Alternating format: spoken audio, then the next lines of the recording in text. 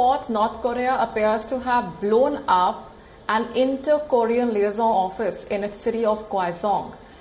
Yonhap news agency has reported this incident, citing a South Korean military source. This has later been confirmed by Seoul's Unification Ministry. The office was reportedly set up in 2018.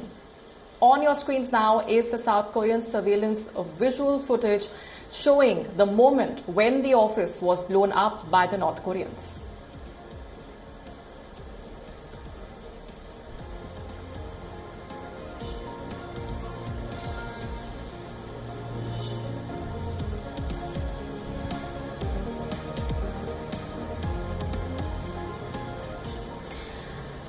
Over the last few days, North Korea has made several such threats against South Korea.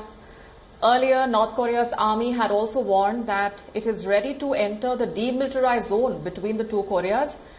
The threat allegedly is in response to certain defection groups in Seoul who reportedly sent propaganda material into North Korea. Over the weekend, Kim Yo-jong, the sister of Kim Jong-un, had said that she had ordered the army to prepare for action. The North Korean army has also said that it is ready to turn the front line with South Korea into an impenetrable fortress.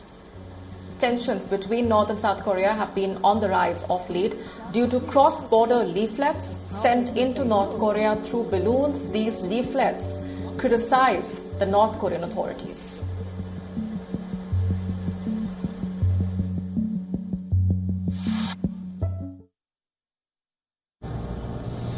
Well, North Korea ostensibly is angry because South Korean activists based here, which includes South Koreans, as well as North Korean refugees who have come to the South, they're mad at those groups for sending propaganda leaflets across the border. These leaflets have anti-North Korea messages. Sometimes they contain food.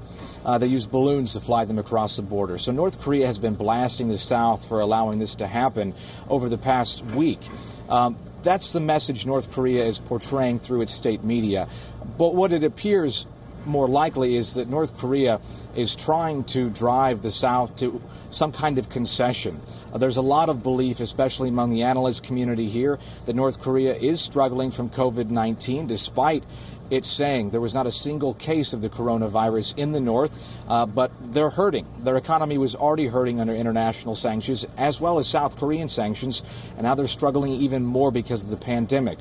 So this may be an attempt right now to get South Korea's attention, to try and create some kind of initiative from the South to meet the North on different concessions, whether those are economic, food aid. It's hard to say at this point. This is a big blow to the Moon government, considering they had gotten South Korean officials to this liaison office. But more than anything, it's a symbolic blow, because little had actually been discussed at the office between North and South over the past 2 years. Baby steps were being taken, projects, inter-Korean cooperation projects, forestry, sports, but there wasn't too much action. North Korea often didn't show up to the talks.